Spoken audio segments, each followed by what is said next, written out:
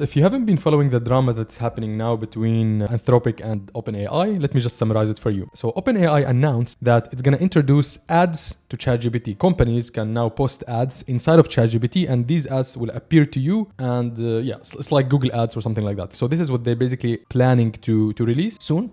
And after that, Anthropic released this advertisement. So let's take a look. Hey, can I get a six-pack quickly? Perfect. That is a clear and achievable goal. Would you like me to tailor a personalized workout plan? Yes. Perfect. Let me personalize this for you. Let's start with your age, weight, and height. Whenever you're ready. 5'7", 23 years old, 140 pounds. Got it. I'll create a plan that focuses on aesthetic strength training. But confidence isn't just built in the gym. Try Step Boost Max, the insoles that add 1 vertical inch of height and help short kings stand tall. What? Use code HYPEMAX10 for big discounts.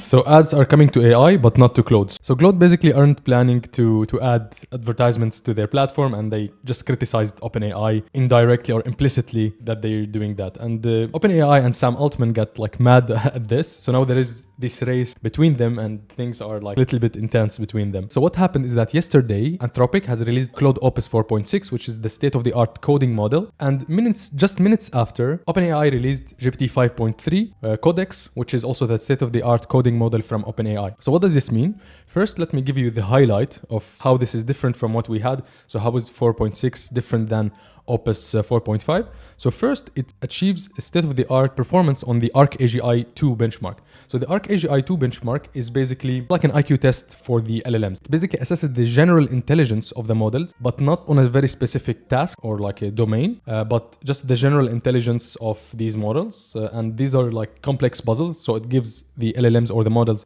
complex puzzles, and it gives them time to solve it. And here it's Claude Opus 4.6 was able to score 68.8%, and the cost per task was $3.64, while the previous best model or the current best model scores 72.9, but the cost is around like 10 times more to achieve this result on this benchmark, which is like the most accurate assessment of artificial general intelligence that we have right now. The second thing is that it has the state of the art in long context retrieval. So long context retrieval means that the ability of the model to find information inside long context. So if you have like a large context and you want to find specific information in that context, so this is long context retrieval. The improvement is very substantial, from 18.5 to 76%. So the closest model was 18.5. It's able now to perform more autonomous tasks for a longer time horizon. Next is the context window. So this is also a very huge update. So the previous context window was 200k tokens, and now it is 1 million tokens. So it's like increased 5 times the context. And because it has good ability in the long context retrieval, having large context wouldn't be as problematic as it would have been with the previous model, for example. So now the life sciences, it's also double the performance. It's also state of the art on computational biology, structural biology, organic chemistry. So this is huge for biology and science advancements and research, and this will be very useful. Also the big low benchmark, it's also the state of the art, 9.2%, and the price remains the same. So the price didn't change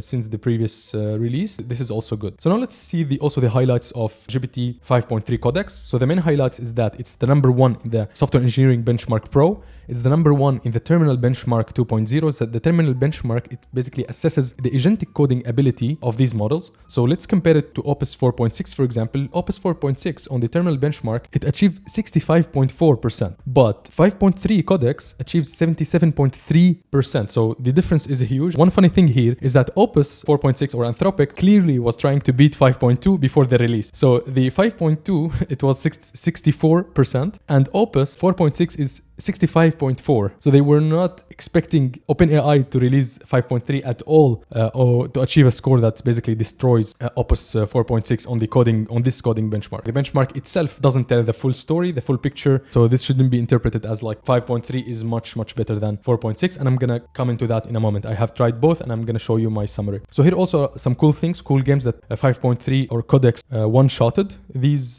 games. Also here is the website design, beyond coding, some tasks of stuff like documents, document creation, fashion presentations, and so on. Now also the computer use. So Codex 5.3 is number one on computer use, which is the benchmark that assesses how models are good in just using the computer, given the screen, where to click and to navigate and perform tasks. So Codex is now the number one in that benchmark. Okay, so now let's go to my test. The first thing I did, I actually gave the both models to create a web page summarizing the releases of these two models. So I asked Opus 4.6 to give me a report, and I asked 5.3 Codex to do the same. And this task actually is interesting because it involves multiple parts. First, it involves web search. So it needs to search the web, fetch resources, links, numbers. So numbers needs to be accurate actually in this case. And also it includes web design. I gave both of them the front-end design skill. If you don't know what is a skill, I have made a video about skills, but a skill is basically just a markdown file that summarizes how a specific task should be done. So this is the website that 4.6 design. I told it to make Claude Opus 4.6 versus 5.3, but it decided to just say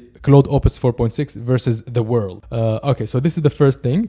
The second thing is that it actually hallucinated some numbers. So for example, the terminal benchmark, it said that Claude Opus 4.6 is 65.4, which is correct. But when I told it to compare it to GPT 5.3, it actually rejected to put 5.3 above it. But 5.3 is actually 77%, as we have seen here, 77.3.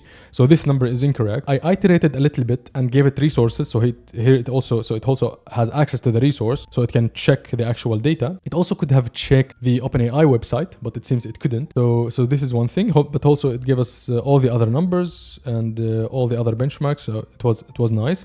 Also here are the charts that are comparing 4.6 relative to 4.5, which is achieved performance across all benchmarks. But for example, in ArcAGI, the difference was huge. So this is one thing. So these charts are actually good. So, but as we can see here, it put 5.3 below it in most of these benchmarks. I haven't checked all the numbers, but it seems from the terminal 2.0, the number is incorrect. So it just tried to put 4.6 on top of 5.3. One cool thing is that it gave me tweets about it. So it gave me, for example, the Anthropic tweet about this release. It gave me the Peter Level's tweet about it. So it gave me some other people's posts about it, which is nice to see what people are saying about it. Now let's see 5.3. I gave 5.3 the same skill, the same front-end design skill. It gave me this website. So Claude Opus 4.6 versus GPT 5.3. So clearly we can see that Opus version is much better.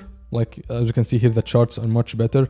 The numbers are much more organized. It gave me these tweets, but this one gave me just a technical report that is like old-fashioned report. It's not so bad, but Opus 4.6 clearly wins here. Also, the same thing, I tell it to compare the two models. It gave me only one benchmark where Codex is winning over Opus, and it didn't give me any other benchmark. Here are all the OpenAI appendix, all the numbers, the improvement from GPT 5.2, for example. Most of the benchmarks improved, except this the GDP val. At least here it was honest that Opus 4.5 beats GPT 5.2, but it didn't give us Codex versus 4.6 in that benchmark, for example. So yeah, that is my quick comparison, quick test. But what I actually noticed is that Opus 4.5, before, it had the balance between the speed and the accuracy. But Codex was better when you want to implement a very large feature, for example, and you want to investigate or like read a large amount of files. So if you want to make the session run for longer, you could use Codex 5.2, but you couldn't use 4.5 Opus if you want to have it run autonomously for long. But now you can do that, but you sacrifice kind of this balance between the speed and the quality, in my opinion. So now for 4.6, whatever question you ask it, it's going to go and read for long. Even if the question is like somewhat simple, it's going to go read every article. It's going to go read every source in order to answer you or to implement something, which is I found a little bit annoying, because 4.5 was convenient in that regard. And that's why I was using it over GPT 5.2 Codex to begin with. So Anthropic made the model slower and OpenAI made the model faster, intentionally, kind of like both of them did that intentionally. And I think that's in favor of Codex in terms of the user experience, I would say. At the same time, as we can see here for this task, like the visual design elements are better in 4.6. So maybe this is a use case for it. But for now, it seems to me that the user experience of Claude code became a little bit worse with Opus 4.6 because of this balance, speed and quality balance that I told you about. So yeah, that was all I wanted to share with you here. Thank you so much for watching. See you in the next one.